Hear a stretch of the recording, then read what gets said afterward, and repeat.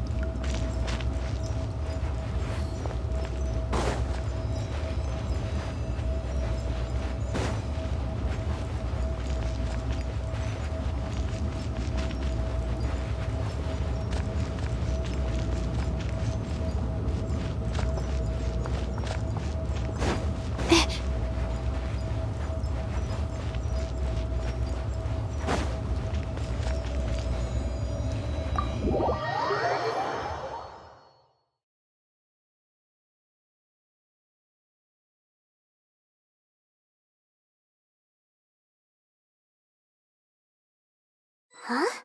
How did we get here? We need to go back and check on the miners!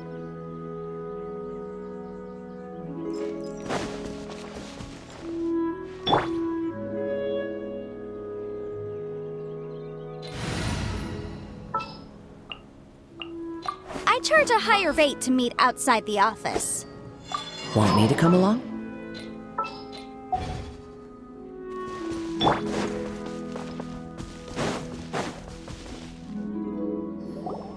So there you are. My men and I found your clues and followed them straight here.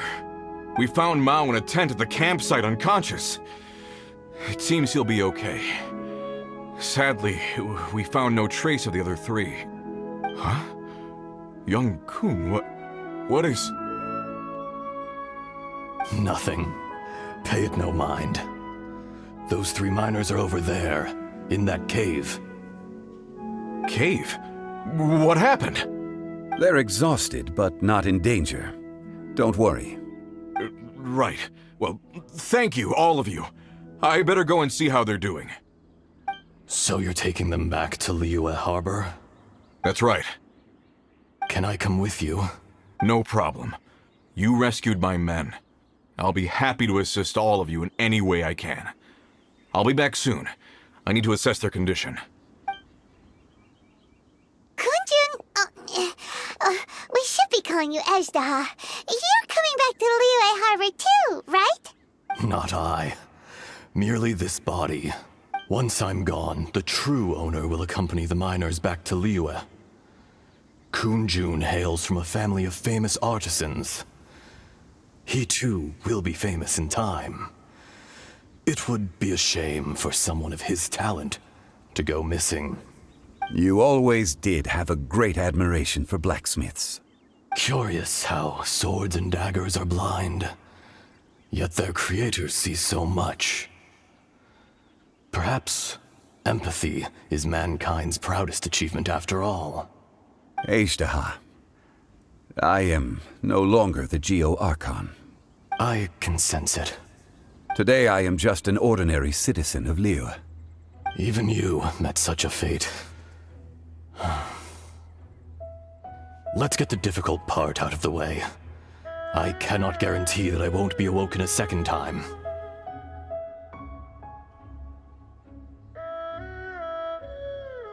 No matter. If that day comes to pass, Liyue must prepare itself to face you.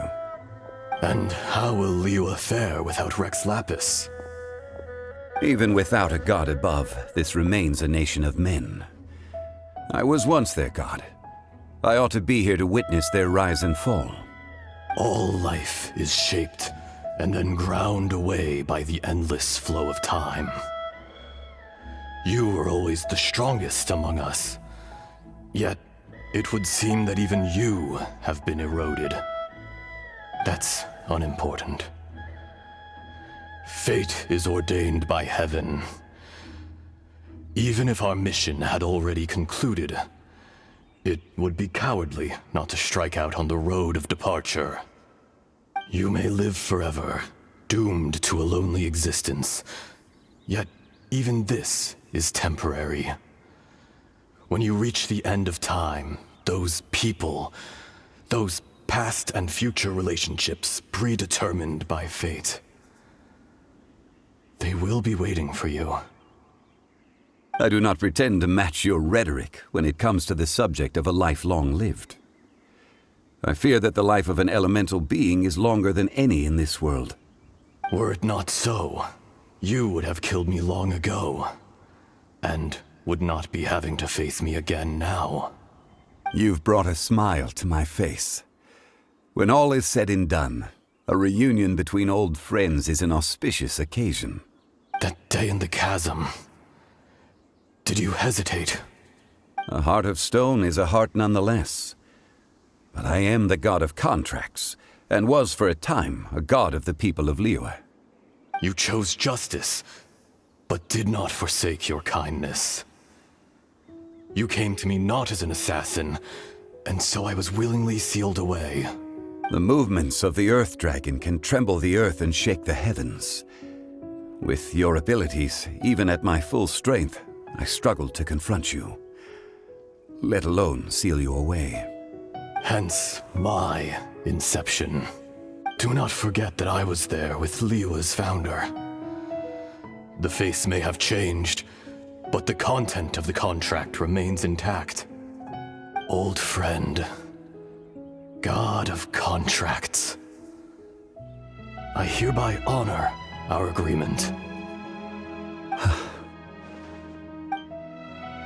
Thank you, Ishtaha. My life is nigh on eternal. I will go on with the infinite flow of time. And you, Morax, you too will live for many a day to come. You're leaving? If it is fated, Morax, we will meet again.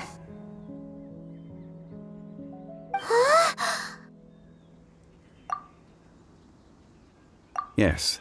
Don't be alarmed. He's only asleep. Whoa, that was so weird. It was like he suddenly became another person. In fact, we have yet to meet the real Kunjun. He was. Centuries may have passed since then, but events from 1,000 years ago remain crystal clear in my mind. In our last tale, Rex Lapis was walking alone in the mountains. He heard a remote voice, unlike any other, coming from a crack in the earth. Most of the ancient geo-life forms that live below Liyue are blind, having not seen the sunlight for an age. The voice was sometimes sad and song-like. Other times it was loud and thunderous. The Lord of Geo searched here and there before finally unearthing a strange stone from the bedrock. That's how Ishtaha was. I answered his wish and took him above ground. The Lord of Geo took pity on the rock spirit and carved it into a magnificent work of craftsmanship, a vivid representation of a dragon. I bestowed him with a pair of eyes to see the world and came to an agreement with him. With his fingers, he made 2 eyes, quicker than words could tell. Lightning flashed and thunder roared, and a living, breathing dragon soared into the clouds. I agreed to let him live among the people above ground, but if the day ever came when he brought ruin to order, he would once again be sealed in the dark. The dragon accompanied the Lord of Geo, fighting campaigns alongside him in the 4 corners of the world. We have a saying to eulogize these events. The crash of a spear brought billowing dust. The mountains and waters made way at the sound. The sight of a dragon bestowed with a touch the promise of rainwater blessing the ground.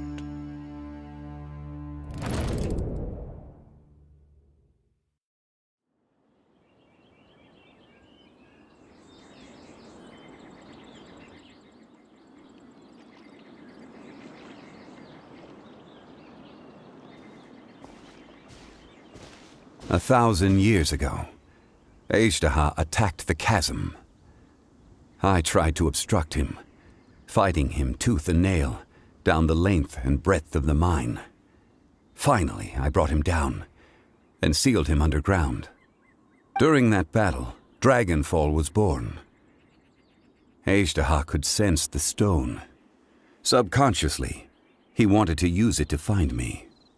Despite being the victor, I could not claim to be stronger than he, and in his heart, he still retained an ounce of goodwill towards me, towards Liyue, towards life above ground.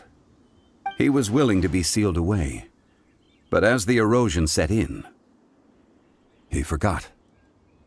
Even I cannot avoid it, but there is something I understand better than most. When the door opens, it is time to leave. The greater the power, the greater the danger erosion may bring about. The millennia may come and go, but even a stone may tire. Personally sealing away an old friend. This is just one form of erosion I have endured. People abandon and surrender the things they love to pursue the right path. Perhaps this is the erosion imposed on me by the heavenly principles. But I was a god of mankind. My identity may change, but my eyes will bear witness to the history of humanity. You still care a lot about Liyue. Call it part of my duty. I must thank you both. No worries. Oh? About what? Oh yeah, Paimon nearly forgot. So, not long ago, we met a guy called Dane.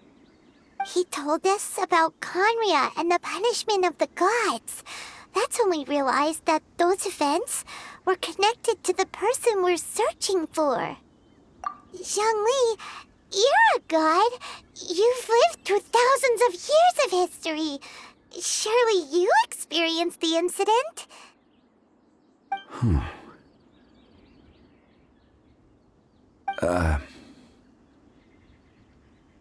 I cannot say. Why? You can't even give us a thread of information? This is so important to us. I understand, but I must apologize. This is my contract. You mean another past grievance? Like the incident with Azhdaha? Too painful to talk about? It was signed before it all began. I have always honored the contract, and kept my silence. How can you be like that? You two are friends to me. I can assure it brings me no pleasure to disappoint you. But as the god of contracts, I cannot go back on my word. Would you be ready to find out? It appears your understanding of this world continues to grow. There are many events of ages past, many secrets that lie hidden. They have been eroded by time, forgotten by the people, abandoned. But you are capable of finding them and bringing them into the light. Those who come to witness will witness. Those who are born to remember will remember. If you take the same road as that person, there may be more difficulties ahead. But as long as you firmly believe that you are on the right path, everything has meaning.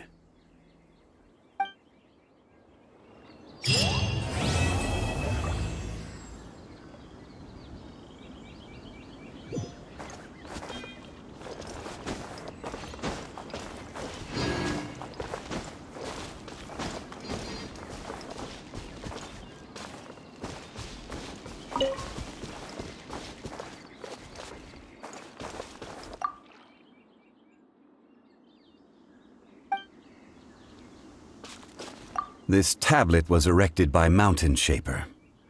It names Azhdaha as a terrible dragon, and serves as a warning for later generations to stay away from this place, from the seal. It's a shame. There is a fine line between good and evil. If the good and evil within him could be summarized in a single sentence... Well, never mind.